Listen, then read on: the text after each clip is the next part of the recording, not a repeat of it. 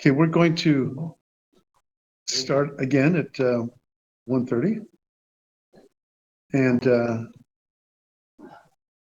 this is our approximate schedule.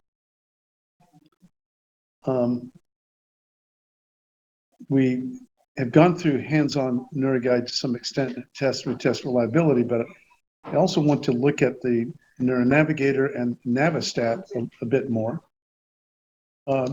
Before we do, let me mention about the retest reliability of EEG. So you can, if a neurologist or somebody says you have to have 20 minutes or 30 minutes, that's simply not the case. What you can do is go to PubMed, type in PubMed, got two Ds, and that's the National Library of Medicine database. And then once the screen comes up, do a search term of EEG retest reliability, and you'll find there's 4,142 results. And that is, and if you go through it, you'll see that the retest reliability of EEG is typically 0.95 and higher. And obviously, I have the publications on our website under the medical legal side of things, where people have taken 40 seconds of EEG and then tried to see how well it can predict another 40 seconds. And it's about, 20 seconds. And it's about ability to predict another 20 seconds somewhere else in the record is about 0.8 retest reliability. 40 seconds is 0.9 with another separate 40 seconds, and 60 seconds is usually 0.95, 0.98. 2 minutes, 0.98, 0.95. 5 minutes, 0.98, 0.95. 15 minutes, 0.98. It asymptotes past about 1 minute. So EEG is like a fingerprint. It's very, very reliable. So if people say that it's all garbage and EEG is not reliable, just go to the National Library of Medicine database and show them that there's 4,000 articles, and they all show very high retest reliability.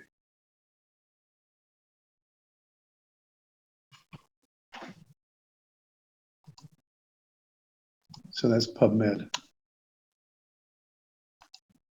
I wanted to mention that we do have what's called Neuralink Pro, where it's still in progress, but the idea here is to use a smartphone to type in symptom severity issues and go through a symptom checklist that you have over here, and for different types of disorders. And then you'll get a severity of the symptoms, actually the networks for, let's say the symptom is attention problem over here. So you'll know which symptom is most severe. You then open up NeuroGuide and record the EEG, and then you can export this symptom checklist into NeuroGuide. And then you target that symptom that is most troublesome for the patient. And you do neurofeedback on that individual, and you got, say, you do this every 2 days or every day, you can see the radar map for the severity of the symptom declining, so that the person's severity goes down as you iterate around this circle, targeting the network most significant to the patient in the patient's life. And so this is called Neuralink Pro. And like I said, it's in a smartphone. And let's see what we get here. And we'll be developing it. That takes you to my website. And it's hopefully will be useful in the future.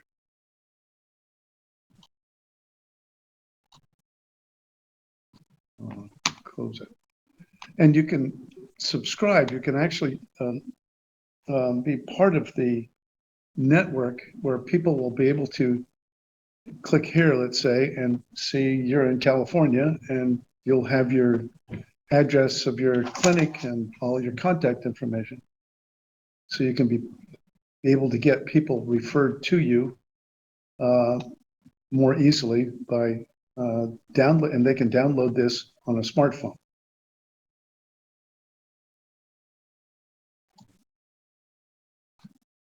So one of the things we want to cover in our schedule here is we've gone through editing, and I just mentioned test retest reliability, but it's a good idea to get at least 2 minutes of EEG and probably 4 in case there is artifact, and then do your editing and look at the test retest reliability. And let's see if we got, we also have a program called Navistat. And it's an icon here on my desktop. And you can launch NeuroGuide or launch Navistat. And you can look at the mean value.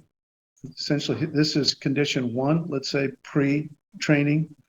Condition 2 is post-training, and this is the statistical difference between pre and post. So it allows you to see how people's brains move in the direction of greater stability and efficiency. And you can look at the mean values. You have to load a file. Now, before I get into it very far, you need to see how you activate or save data.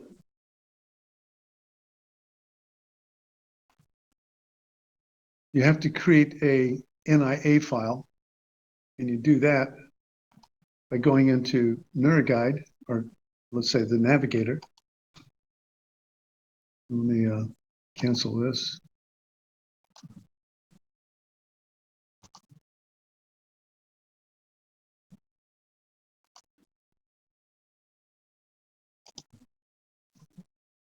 And you export, well, that's for neurofeedback. Let's see.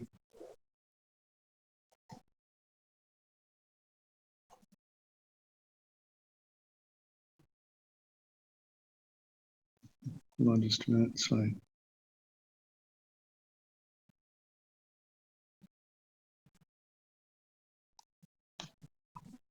Let's try it over here.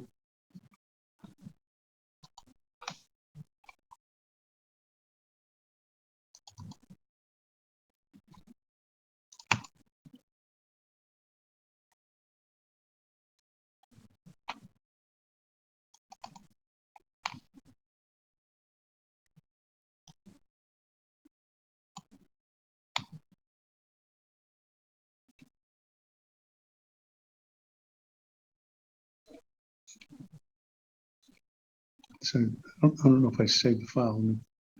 Hopefully I did. Let me go to the Navistat.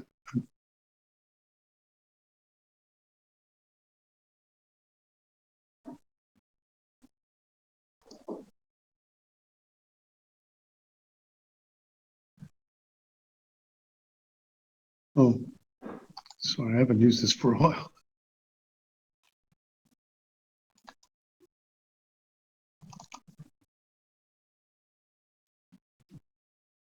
Now, has Ernesto updated Navistat recently? No, I don't. Okay. So you can do you have to create a .nia file inside of the navigator. So this is one, and let's say this is post training.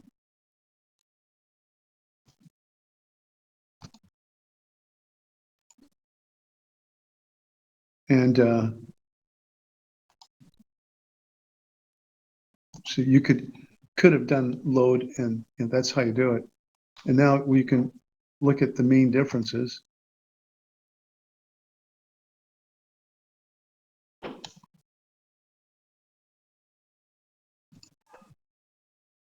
It's not responding.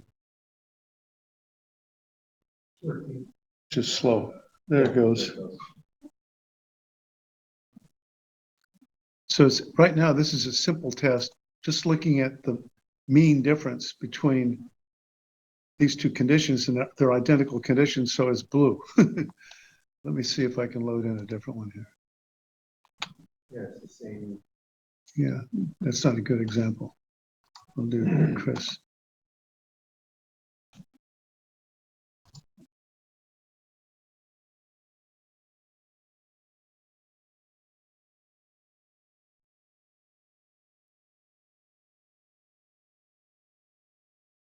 And the reason it's blue is because there's no difference between Right, these you're two. subtracting the whole thing from itself. Yeah. Yeah. It's zero. It's zero.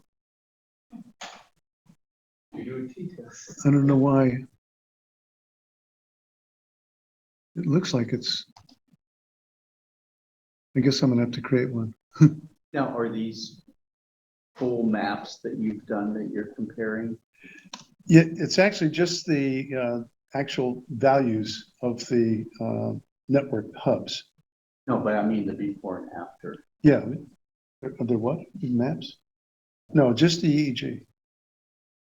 There's no maps. You take a NeuroGuide file pre-training and a NeuroGuide file post-training, and each of those you export an NIA.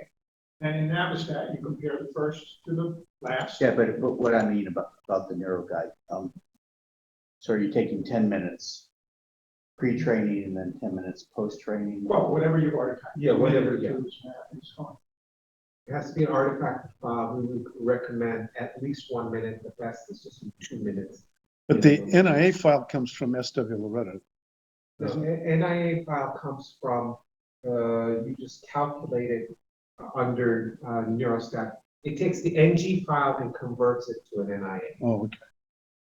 But you have to have Navistat to get, I mean, the NeuroNavigator to get Navistat. Technically, no, but we don't sell it without you having NeuroNavigator plus the 2 databases, the current source density and functional connectivity. Without that, Navistat is useless. Yeah, but in any case, Yeah, you have to have that. you have to have Navistat. And so the problem with the demonstration here is that I don't have a good, I think you I have two. files. I have them. okay, You want you got what? Sure. Yeah, give me 2 different ones. Yeah. Good, yeah, do that. But you can look at standard deviations, coefficient of variation, the absolute differences, independent t-tests and paired t-tests. And you have the ability to look at different views.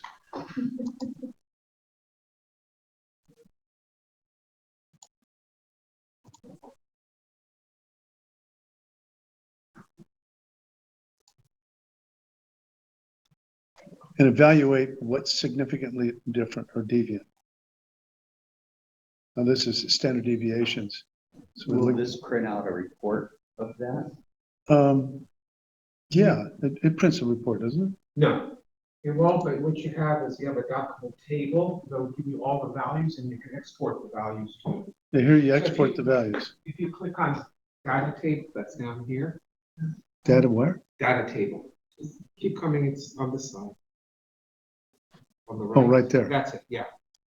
Then all the values, and you can undock it by just, dragging it from where it says data table and expand it and get all the values, the pre, post, look at the means and the standard deviations.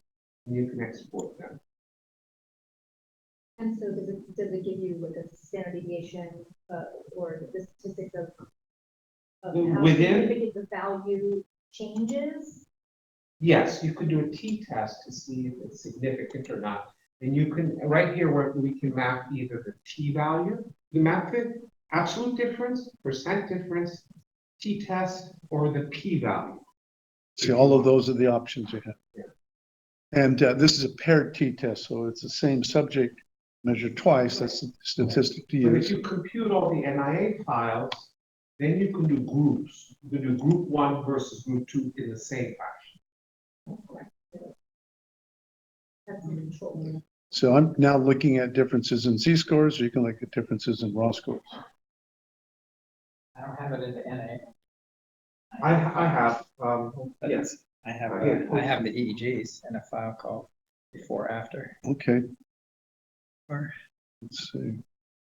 or you can just put it in here. Like that. Yeah, I'll just Yeah, use it's just there. that.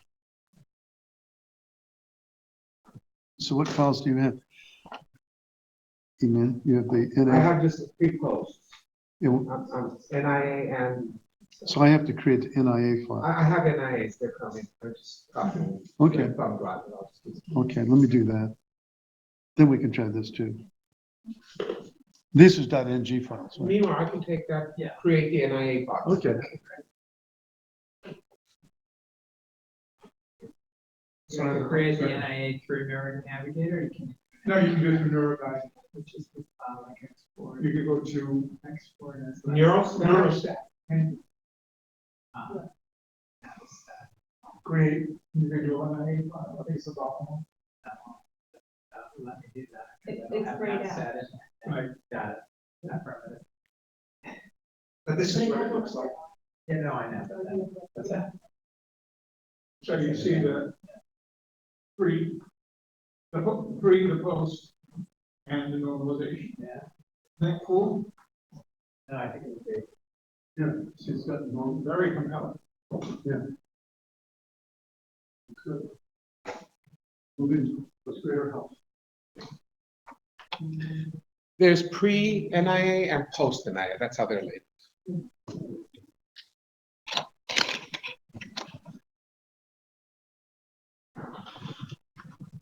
So it's just.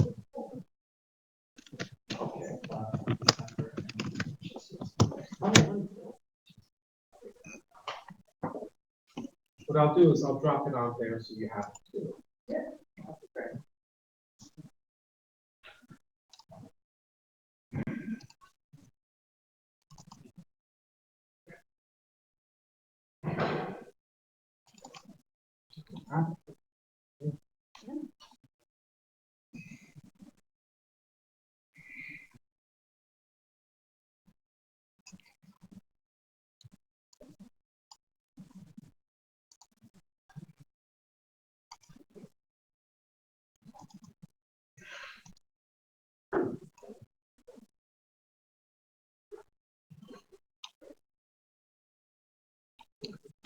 And I thought I would mention that.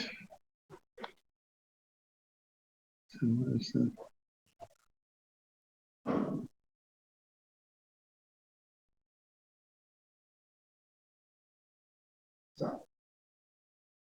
There's a couple of things I was going to bring up so you're aware of the CPT codes that are available for biofeedback. And I'll make sure everybody gets a copy of this file. Thank you. And so, you can try to get third-party reimbursement.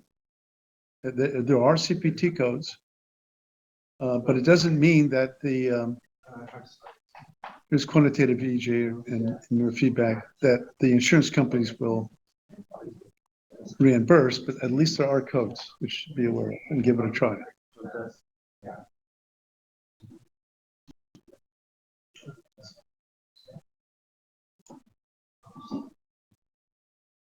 And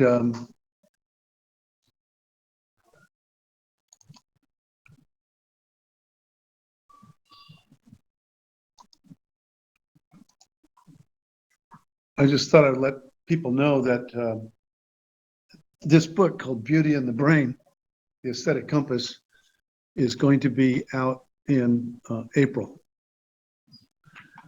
And this is the cover. And I want to thank people for commenting and supporting it. And then this is some of the content.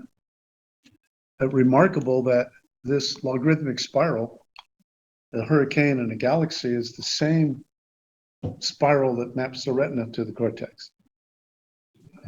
And the way the conformal map works is that, let me see if I can show, essentially,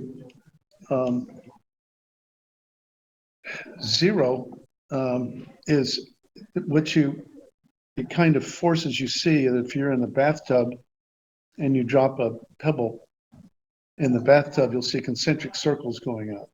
That's when the equation W equals log Z, that's the fundamental equation that George Bernard Riemann developed.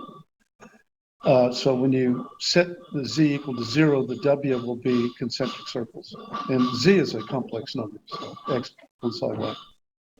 Probably a good idea to close that. And when Z equals infinity, then you have radial lines going out in all directions, like a firecracker. That's when a firecracker is, when it's infinity and concentric circles going up from the center, like it's like being in the bathtub. And everything between 0 and infinity is a spiral, a logarithmic spiral. That's just the way this mapping is. And that's why hurricanes and galaxies share this form.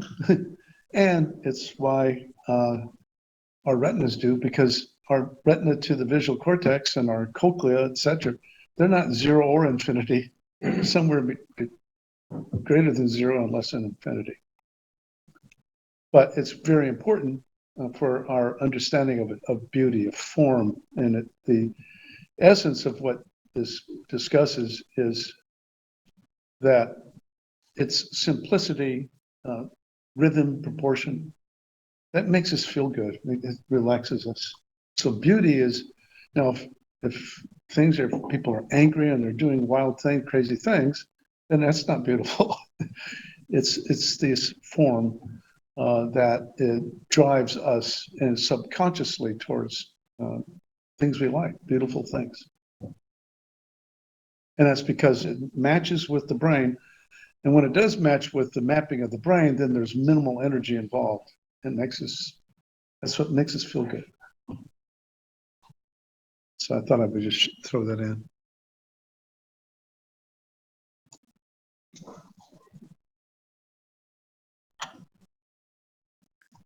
So let's remove this.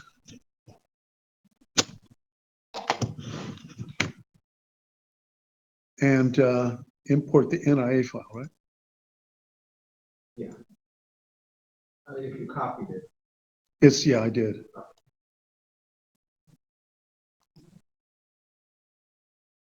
Let's see, I got to close this thing down.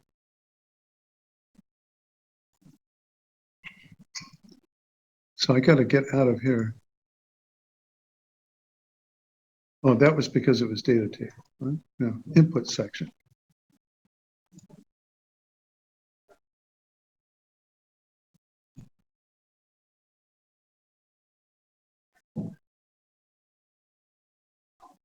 Oh.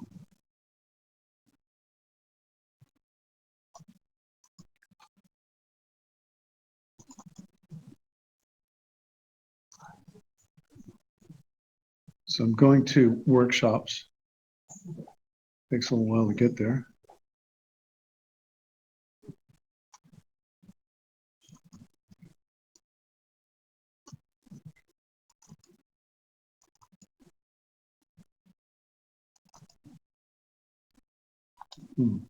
I don't see the NIA. Oh, it's in here. So here's pre-NIA. And here's post NIA.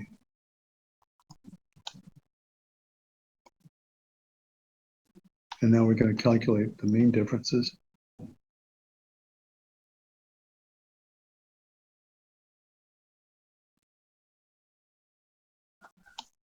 And now you see the absolute difference between, you don't see it in the individuals though. Let me see. I'll do an independent t-test. Don't you want to hit process stats? Oh, yeah. And it's showing it though, Yeah, sure. but you don't see it It's the visually. scaling factor. There's a minute difference. It's a very with a small very difference. small standard deviation, so. Yeah, If you can click to look at the standard.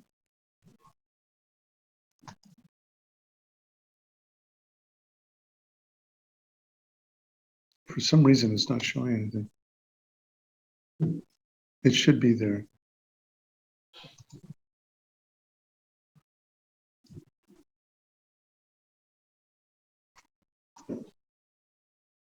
T-test plus E minus T. Score. Pop up the data table. Just grab it and just move it over to see the values. One. The standard deviation, they're quite close. I can't move it. Oh, there it goes. Yeah. So then you can expand it and maximize it. Because the means will be there. When you go back to mean, it'll display the. Yeah, let's go. Here's the significant value.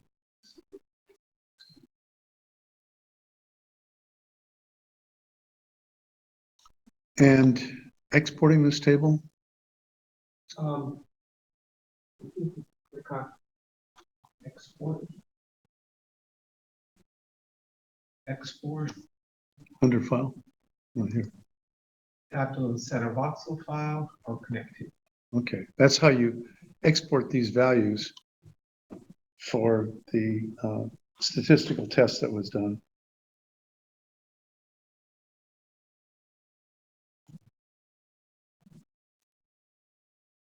So you can't see the eye there. Anyway, you should be able to expand this column. And so there's the t-test that was You done. drag the whole table and expand that column. Okay, It doesn't expand. oh, there it goes. And you can look at a different network. Let's look at chronic pain.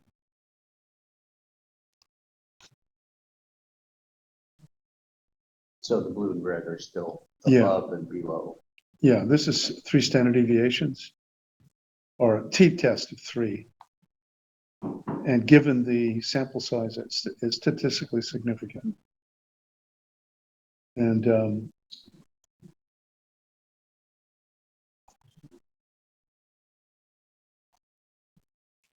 so you can do screen captures of this. Let me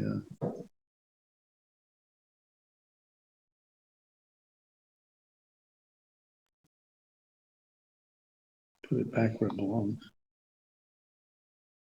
Can.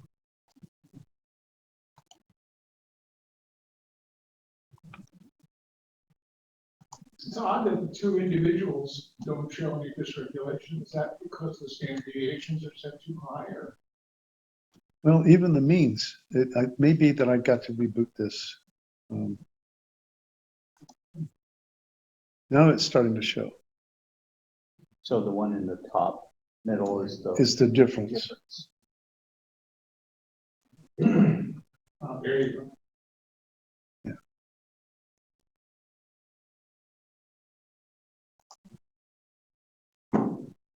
And it's got all the controls that you have in NeuroGuide.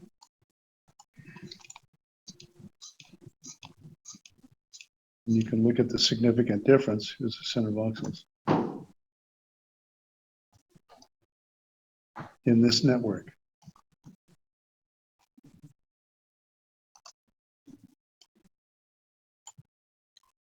So we can, What's on the symptom? Now, yeah.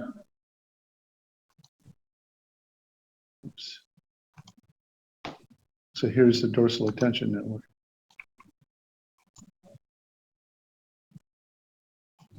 Here's the ventral attention network. There's balance. We'll be able to do some hands-on with this tomorrow. Yeah, well, you can do it now. This is a demo. Refresh your license. Okay. Yeah, you can do it now. So that is an example of independent t-test. Here's a paired t-test.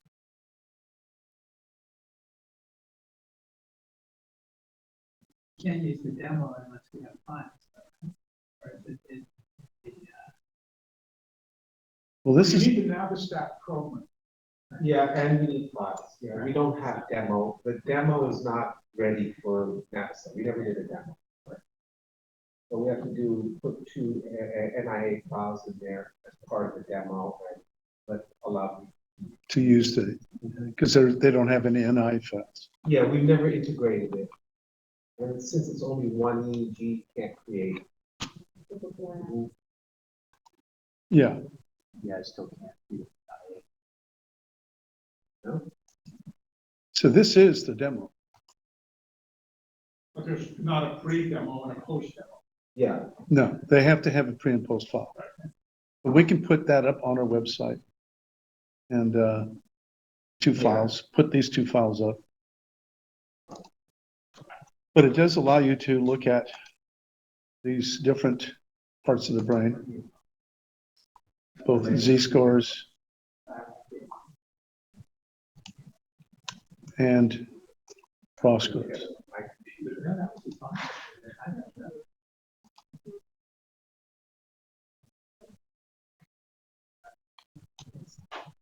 So I'm trying to look at the raw scores now.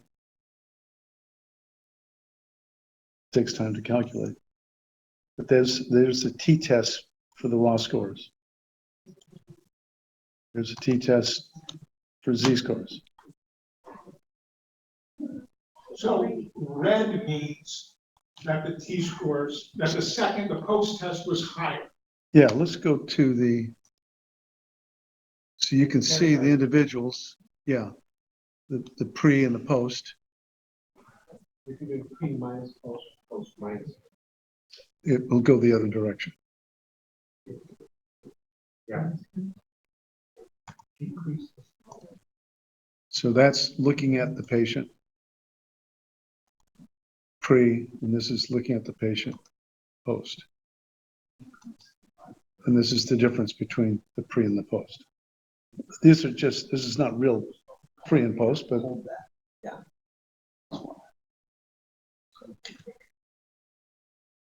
and the value of the Z-scores are down here.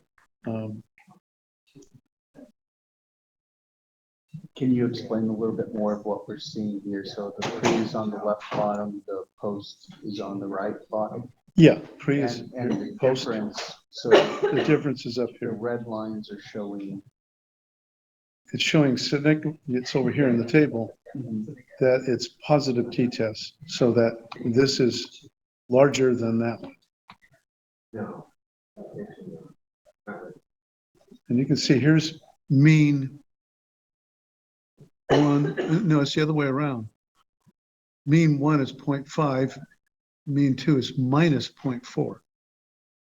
So that's the difference between these two. This is mean 1, that's mean 2. And you can see all of these, mean 2 is smaller than mean 1. It's greater than 1. Yeah. And then you can look at the absolute difference.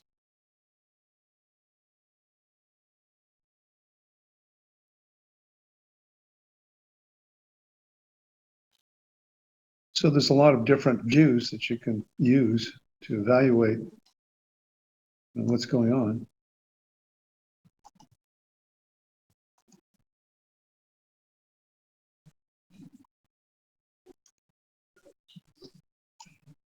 And so you also have the ability to do group statistics. So if you have a group of subjects, you can do independent t-tests, or you can do paired t-tests if it's the same subjects. Say you have 20 subjects pre and 20 subjects post, but so you can look at those subjects pre and post, and we're using the paired t-test. If they're independent, let's say you got a 10-year-old child and you want to compare that 10-year-old child to when the child is 15, then you want to use the independent t-test. Are you saying you can use this with like multiple patients? Yeah, groups. So like for our study, we could basically put, whatever number of patients we're doing. Yeah, pre and post treatment. And also you can show it to a single patient. Say, hey, this is where you were, Johnny, and now this is where you are now. Yeah, no, we've been showing the maps, but I think this is one people want to come. So. Yeah, because you're going to move them in the right direction. But you can create a folder that has all of the .NIAs in it for pre-treatment for 10 subjects, and then post-treatment, same 10, then you use the paired t-test.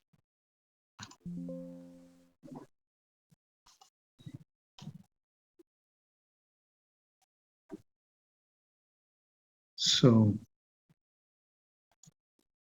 in order to run it, I'd have to have the file, and I'm not going to bother with that at the moment. So it has all the features of the NeuroNavigator, but now it's empowered with statistics. And that will help people get third-party reimbursement. It'll help your patients better understand that they are getting better. And you'll be able to show them what part of the brain is getting better, and their symptoms should be getting reduced.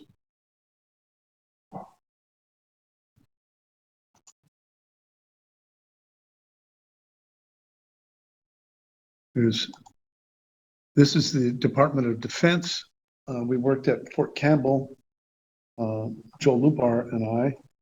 We were invited by the colonel in charge of the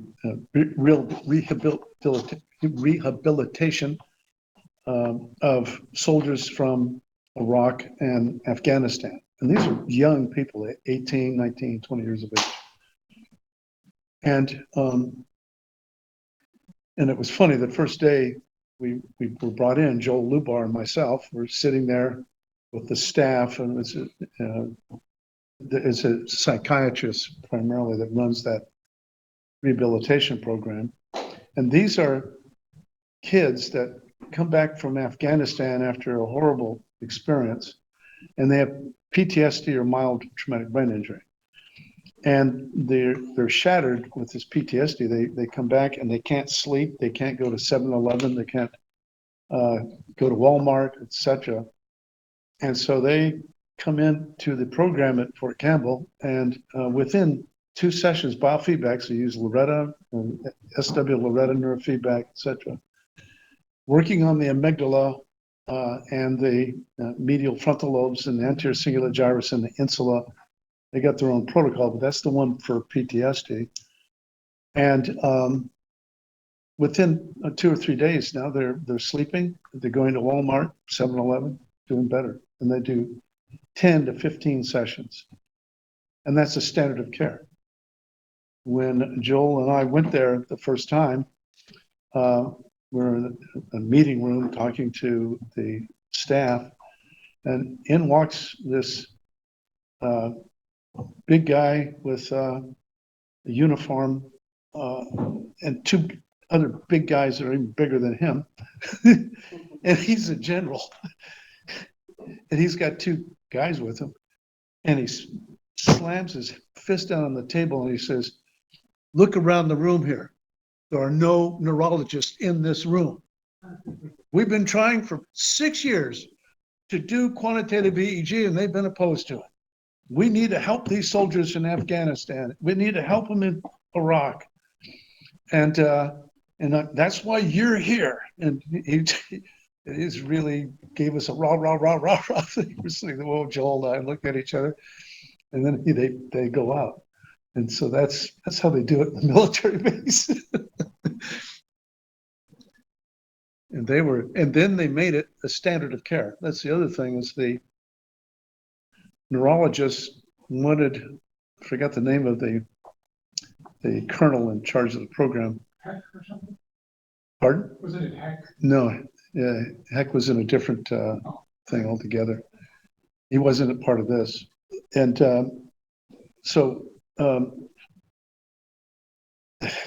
anyway, so they evaluated the whole thing. And, well, actually, the neurologist insisted they go through, I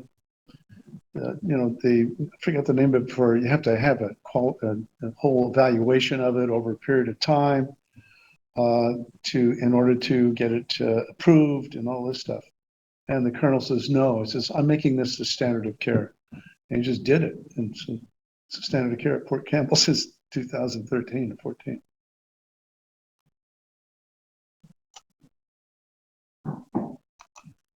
And they're still using it, and they're happy with it. I mean, Mark Zola, he's a neuropsychologist that heads it up, the program, and he's still there. He just emailed me the other day. So, anybody got any questions about this? This is how you do it. It's pretty straightforward, and you're able to. You can do a screen capture with this if you want.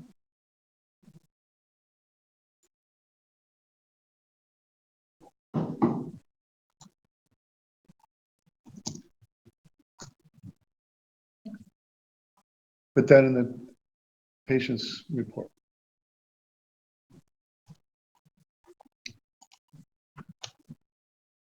Let's see.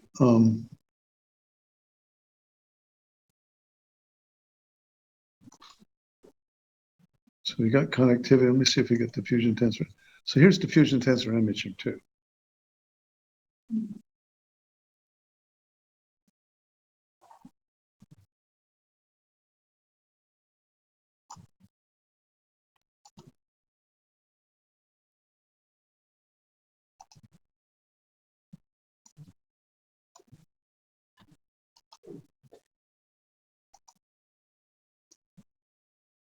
So how can you tell the differences in? The scale is down here.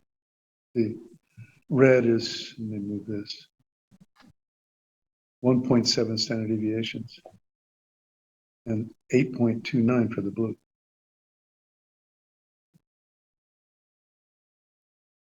Those are the differences.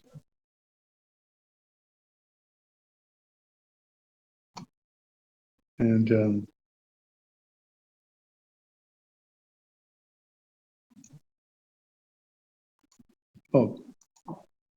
that was the direction. So here's the z-scores.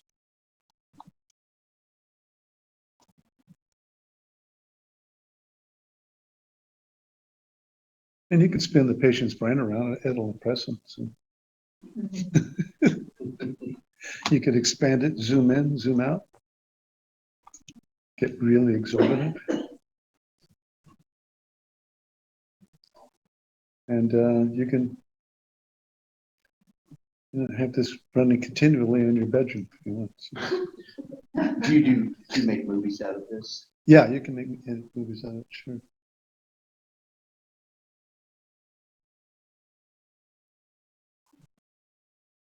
Yeah, I do GIFs and things like that. It's on our website. The TikTok account yet, Paul? And I don't want to get arrested now. No, you want Chinese to reverse engineer. Yeah, that's right. So, and then you can look at all the connectivity. You see, I'll get rid of this. And you can look at information flow.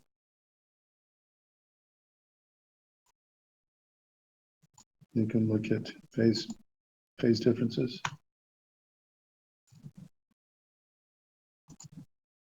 And all the things that you have in the navigator you have here.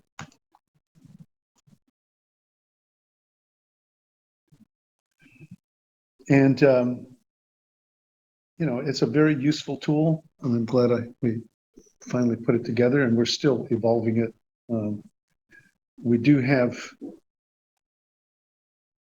phase shift and phase lock, but it takes too long to compute. So we're having to Carl right now is working on a way to make it more efficient.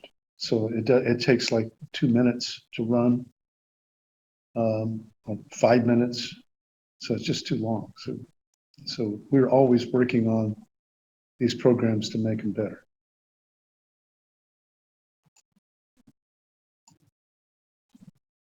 Now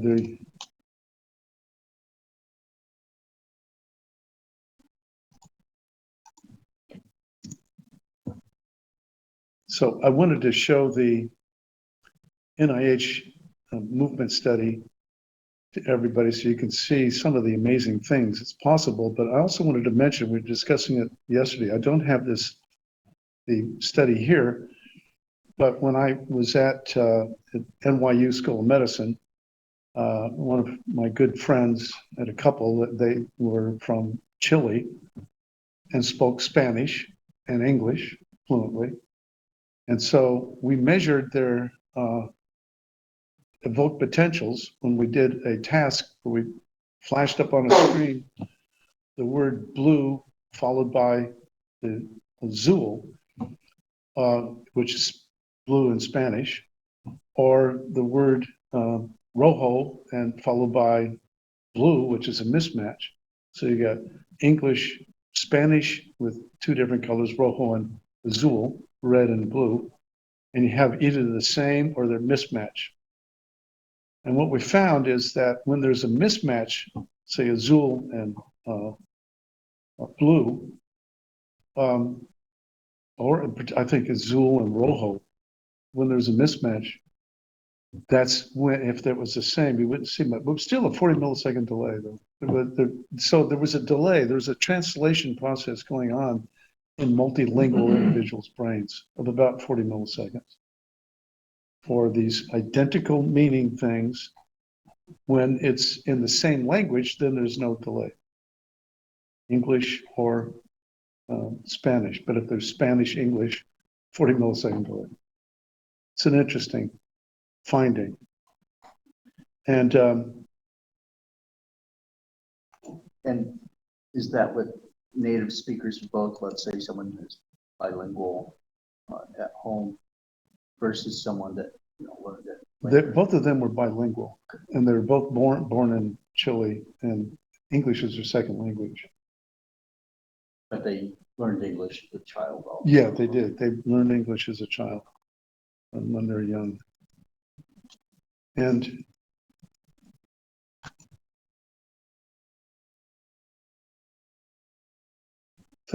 this is our website, has a lot of important articles, including the Frye and Dalbert standards for admissibility in a court of law. This is in 2003. And so I go through this whole thing on how quantitative EEG meets all of the criteria under the Dalbert standards. There's Frye and there's Dalbert. Frye is popularity contest. It was developed in 1923 or something. And it became really, all it was is how popular is something. And it became abused. And it prevented EEG from being admitted because the neurologists, people say, well, it's not very popular. So then in 1993, the Supreme Court readdressed the harms there and created a different standard called Dalbert. And it's made up of hypothesis testing, estimates of error rates, peer-reviewed publications, and the general acceptance. Those are the 4 criteria under Dalbert. And so I go through this paper. Any of you that are doing legal work, you can go through this paper, and I go step by step and show how quantitative EEG meets all of the standards under Delbert. So you'll be able to see, I iterate through that. So here's 0.97 test-retest reliability, sensitivity reliability for QEEG, 0.998. So it meets the standards, 3 standard deviations and 2 standard deviations. And a vast scientific literature. And so when this is binomial statistics, non-parametric. And so I just thought I would show that to you.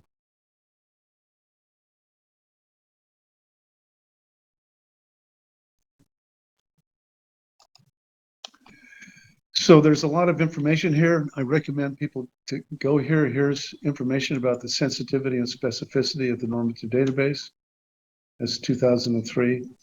So we had to meet all the criteria in order to get it FDA registered and all that stuff.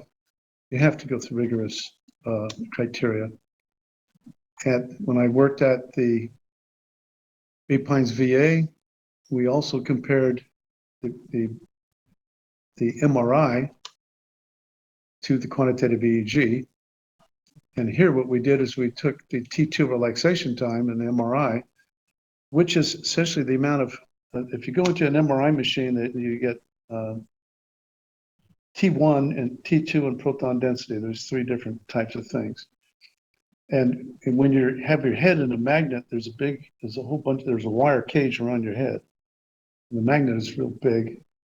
And then a pulse goes into the cage that's around your head, and it knocks all your protons down, and they start spinning around like this. Well, first of all, when you're in that magnetic field, it's a very strong magnetic field. All of the water protons are spinning like a top, every one. And so that pulse comes in, it knocks them down, and then it takes time for them to come back up to where they were. A glass of water takes 10, 15 minutes. Okay, you put in a metal, it takes a microsecond. So, the rate at which it comes back up that's T2 relaxation time. When there's too much water in your brain because you had brain damage, it takes a real long time to come back up.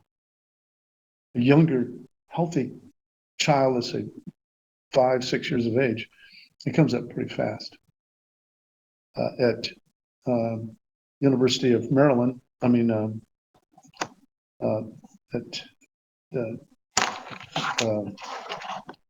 the Tampa campus of here at USF, it's University of South Florida.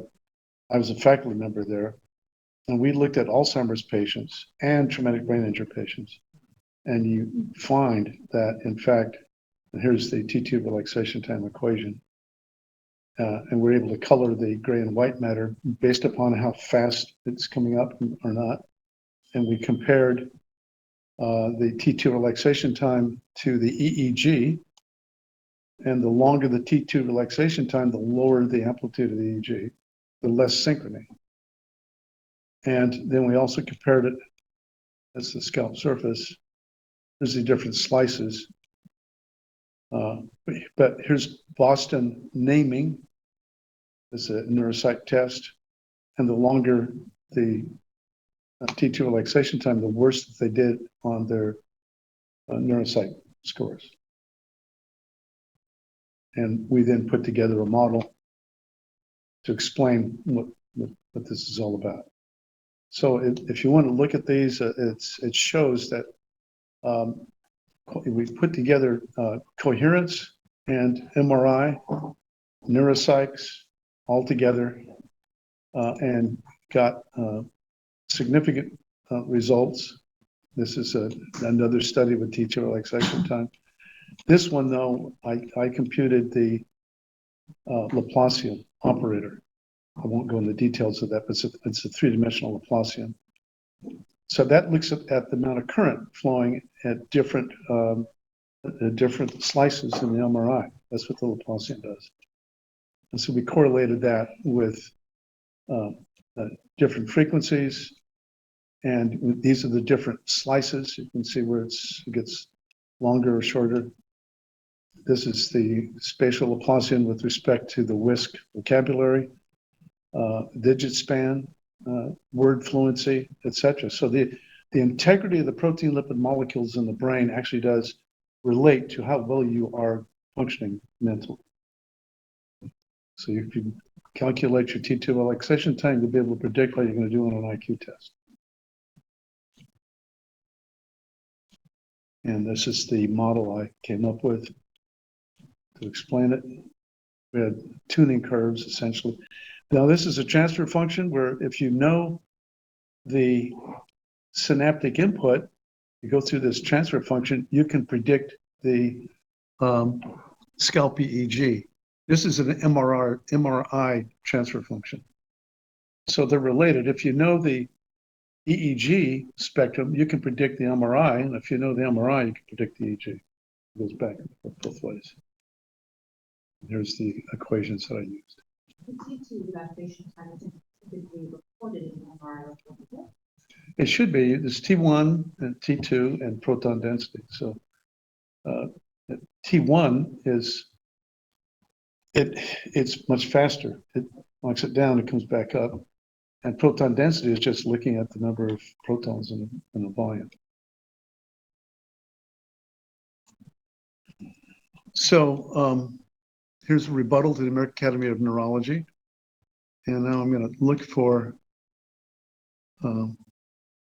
this paper, Human Neural Network Dynamics. This was a chapter in one of the books I showed where when I was a project manager for 128 channel EEG, and we used a 32 channel EEG for this, and we used a PET scanner in all the subjects. Now this happens to be an MRI. We just did it on 5 subjects, but this is just one of these subjects. And there's the equations we used. And this is the Rexhaft potential. That is, we had a sensor at the thumb, and in subjects, we had recorded EEG, and they could voluntarily move their thumb whenever they felt like it. So every now and then you feel like moving your thumb, you move your thumb. But we knew exactly when they moved the thumb because we had an electrode on the muscle of the thumb. We measured the EEG, then we went back in time, and you can see a second and a half before they move their thumb, the brain already knows they're going to move the thumb. You actually aren't conscious of it until about 50 milliseconds before you move the thumb. You think, okay, I'm going to move my thumb, but actually your brain knew you were going to move your thumb before you consciously were aware. And so as the Bragg-Shaw potential builds up, and then suddenly this is the point it starts to take off, where you now are actually starting to move your thumb. At this point, you can see the thumb going right here. And then after you move your thumb, there's this down potential, the opposite happens. So your motor cortex, essentially the way it works is you have these supplemental motor cortex, activates the motor cortex. Action potentials go down from the motor cortex to your pontine nucleus. They cross over, they go down your spinal cord to your thumb. You move your thumb. Once you move your thumb, then there's a signal going to your parietal lobe, or the sensory cortex, right next to the motor cortex. You got the central sulcus that says, hey, I did it right. It evaluates your movement. So every time you make a movement, you're predicting how you're going to move. Your brain is predicting how you're going to move in advance of you even moving. And then it does a match and mismatch to see if your movement was accurate. And so I wanted to find out what that was. So we had 3 dipoles using the Schurg method. And this is the history of the dipole activity. The dipoles 3 and 2 are just next to, or 1 and 2 over here, next to each other. And so the activity of each of the 3 dipoles is shown here. And you can see this one's building up before you move. This is just as you move. And then this is the one it says, I was successful in moving. Okay. And so we looked at the instantaneous coherence. Here's instantaneous coherence on the y-axis here, and this is time. This is before movement. You're kind of oscillating around about 0.2, 0.8 to 0.3, and then suddenly there's this drop right at this moment of time. But those are contralateral. So what's happening here is when you move your right thumb, your left thumb gets inhibited, essentially. And people often have trouble moving both at the same time. If you try, you'll see how uncoordinated you are. Maybe you're okay, Bill. And then anyway, the dipoles 1 and 3. 3 is from the supplemental motor cortex, and 1 is, I think, the motor cortex. In any case, it's low coherence, and then when you move, you evaluate the success of that movement. So you can measure in milliseconds how these dipoles are switching, inhibiting and switching to give rise to your movement.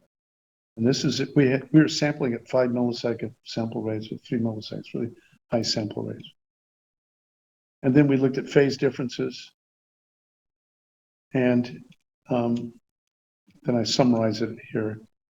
You can see how these contralateral supplemental motor area and the contralateral motor cortex, they switch, they go in opposite directions at the time of movement, which was right here at 0. So I'm just, and by the way, this is the first time that instantaneous coherence had ever been used.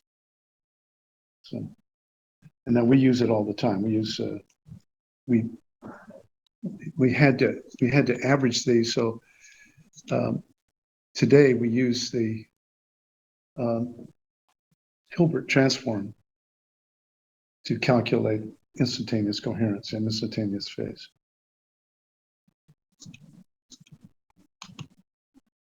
So anybody wants to, they can see this. It's one of several studies at the National Institutes of Health. Can I ask, I understand there's coherence, I understand there's phase. Is there something that's separate phase coherence? And is there this third phase coherence? No, Or let just- me explain what they are. Coherence is a correlation coefficient. See? Right, and they go in together, and you need at least 500 milliseconds to calculate coherence. But it's the stability of the phase differences. So the phase differences, you calculate in 1 millisecond. You don't have to wait 500 milliseconds. It's instantaneous. So it's just Wave top to wave top, right? Pardon? It's wave top to wave top at any instant, or wave where you are on the cycle at any instant. Yeah, it doesn't have to be. Distance from wave. It doesn't have to be the wave top though. Right. But it's just if you have 2 waves going like that, yeah, and they're delayed. Yeah, the delay, and to locations, they're a little different. But when we calculate phase, we do that every instant of time, and then we use that information to calculate coherence. So coherence is the consistency of the phase differences. So if you have, imagine you got 2 locations you look at, and it's 40 milliseconds, 40 milliseconds, 40 milliseconds, 40 milliseconds, 40 milliseconds, then coherence equals 1. But if it's 10 milliseconds, 216 milliseconds, 320 milliseconds, 50 milliseconds, 175 milliseconds, all these different moments of time, then coherence equals 0. So coherence is a measure of the stability of the phase differences. That's what it is.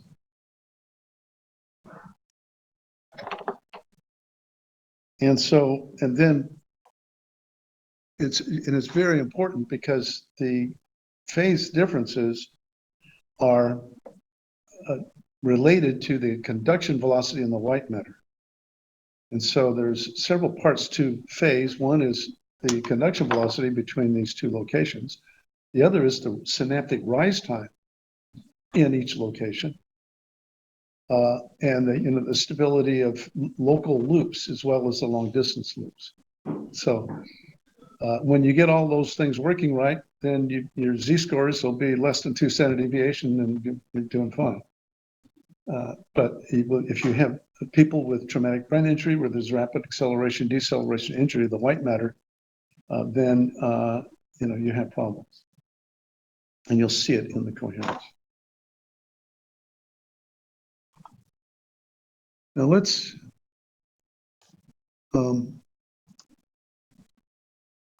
take a look at some neurofeedback for a minute. I'm going to go to our outline, try to stick to it.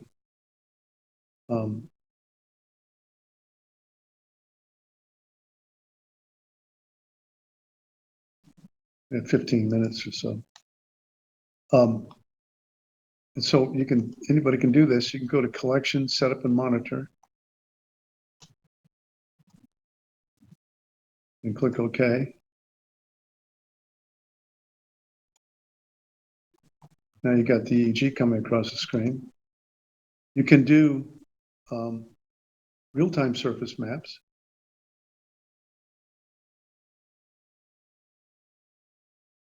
That's the z-scores. Here's the raw scores. And this is the Hilbert transform. Now these are bands, delta, theta, alpha, beta, so there's a slight delay. But you can also, This is the demo patient? yeah. Okay.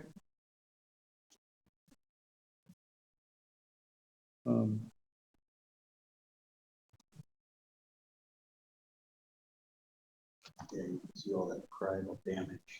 Yeah, you can see in every instant of time, well, very, very precisely. But you can also launch the NeuroNavigator in real time. Now, this is, let me go here.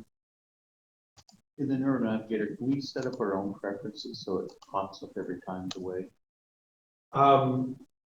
Yes, there's a default settings, and whatever you save it as, when you close it, it'll open up with all those settings back.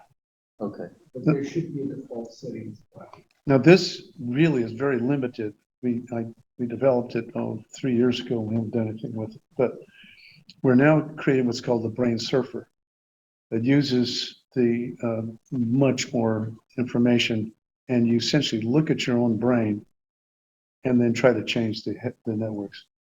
So it's brain-computer interface. It's not neurofeedback. And this is used a lot like in paralyzed individuals. They'll look at their own brain so they can, when they're paralyzed, and they have a robot that they can control with their brain. And so it's that kind of thing, brain-computer interface. And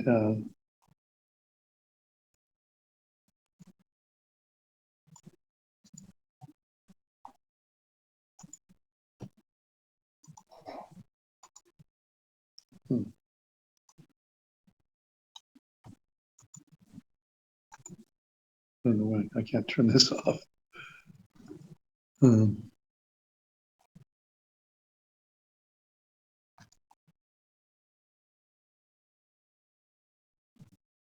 It's weird. See, stop.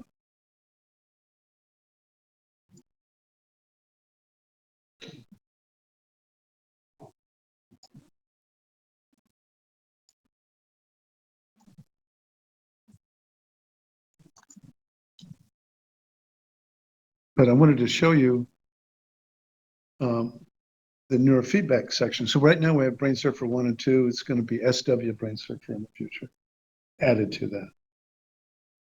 But we're going to also have cross-frequency neurofeedback.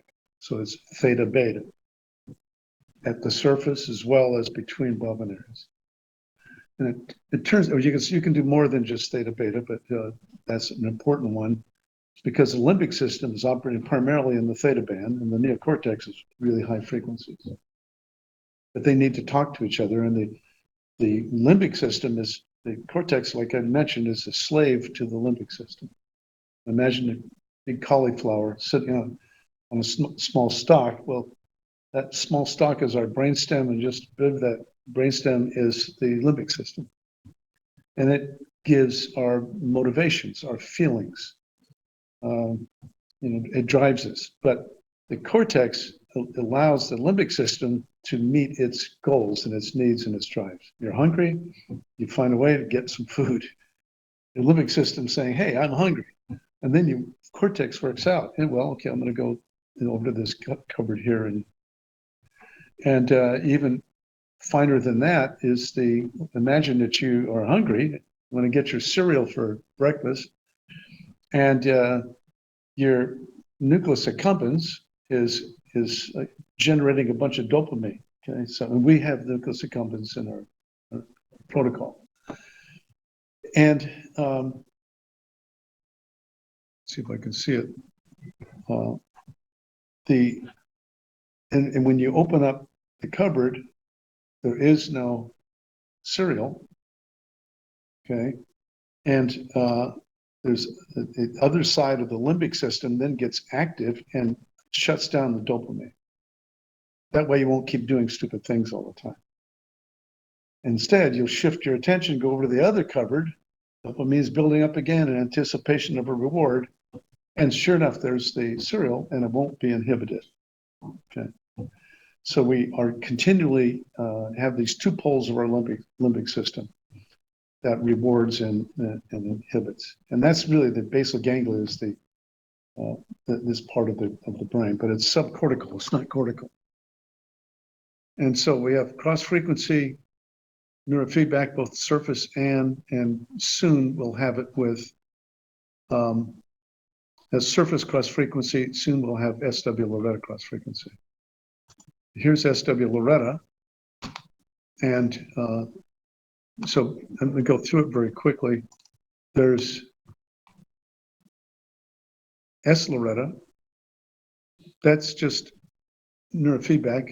Let's say surface neurofeedback. That's just regular neurofeedback. So you could have one channel. You can look at all these different things. Phase shift and phase lock is here for this. You can use the Laplacian average reference, and you can use what's called a symptom checklist.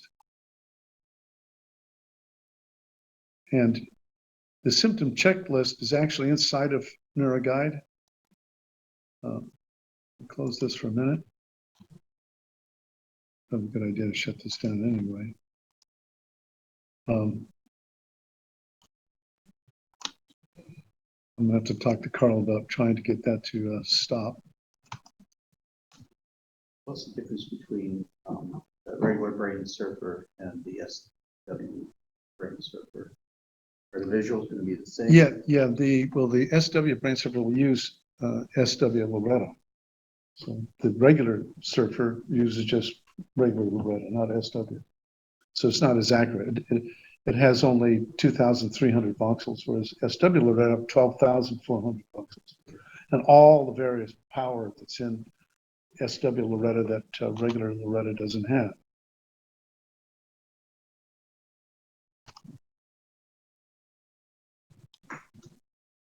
So open up the LexaCore.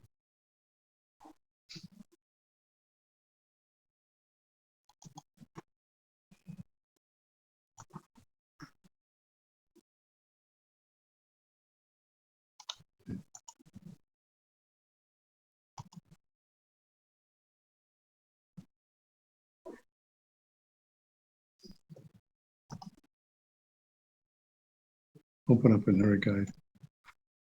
So make it easier to show. So here's the patient with right hemisphere issues. And you go to report and you do a create symptom checklist match if you're doing this. So what NeuroGuide will do, it'll go through all of the, calculate all of the variables you need to put into the NeuroNavigator or into your neurofeedback file.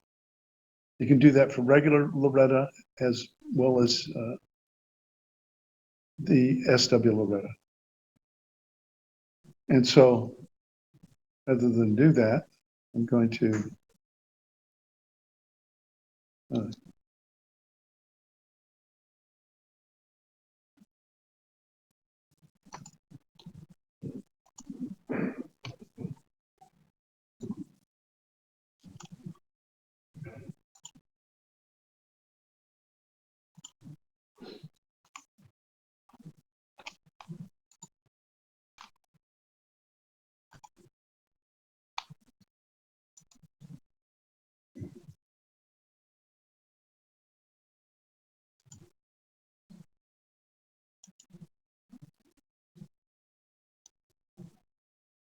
should have a symptom checklist in here.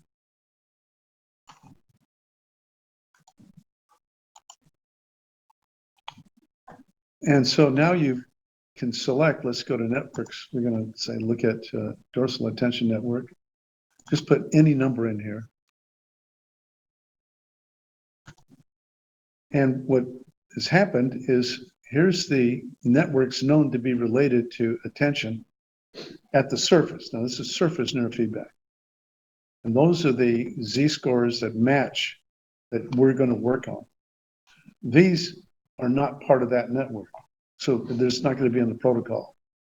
And the exact variables in the protocol are shown here to the right with all those Z-scores from highest to lowest.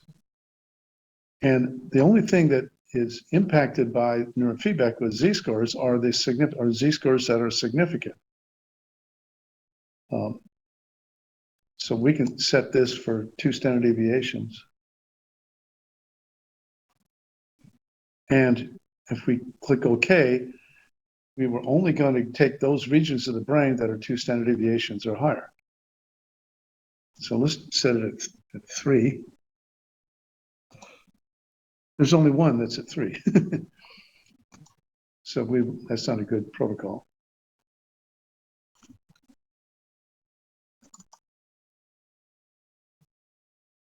And we'll select anxiety, let's say.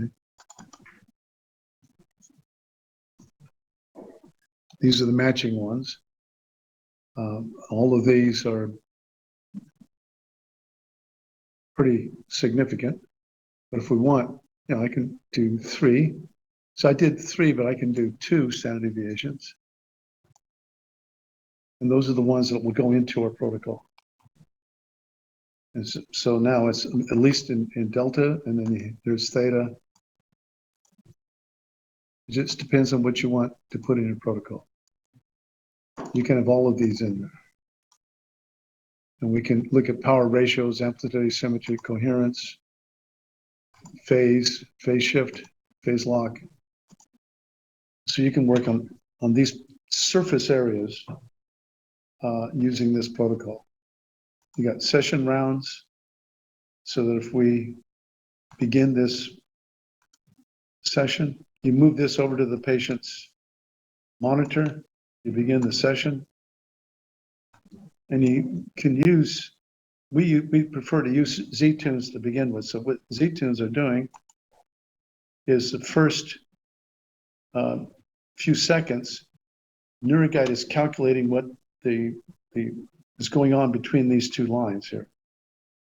And then as soon as it calculates that, what it's doing is it's looking at all the Z-scores, and it says you have to have 70% of the Z-scores below the threshold.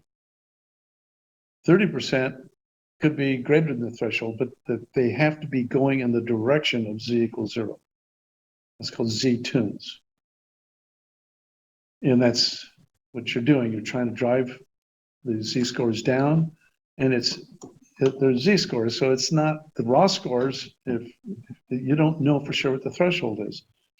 The reason I created Z-score neurofeedback is because when I was at one of the ISNR meetings, a couple of them actually, people would sit for an hour arguing about the threshold for theta or threshold for beta or thresholds for alpha.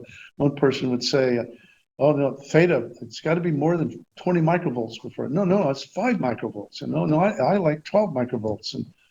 And for alpha, it's got to be, if it's really low, less than 10 microvolts, then I'll reinforce it. Another person says, well, if it's too high, it's 50 microvolts, I'll make it go down. And, no, 30 microvolts. And it literally, as they're arguing about this, and there was no coherence. I mean, actually no coherence between the people, but there's no coherence in the EEG. And so I was sitting and watching, and they were arguing and arguing, and they didn't care about location. They didn't really link the brain to brain networks. I mean, to EEG and the neurofeedback to the brain. They just put an electrode at CZ or C3, C4.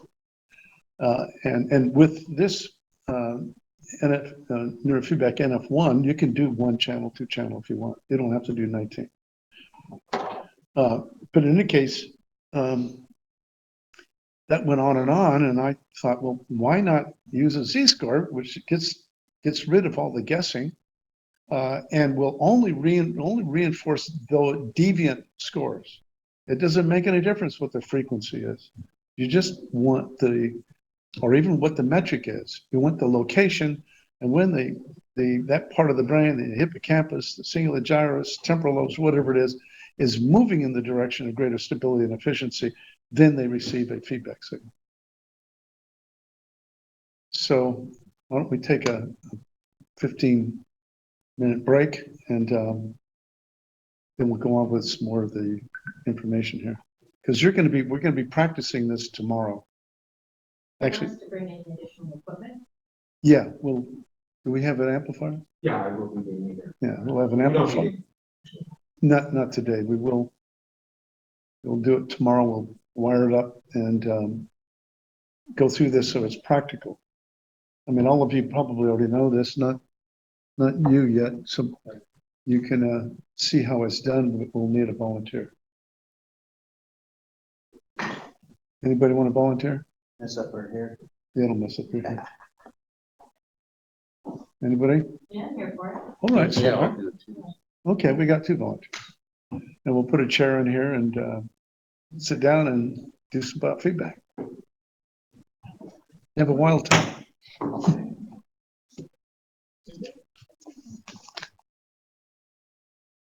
That's bad. You get there.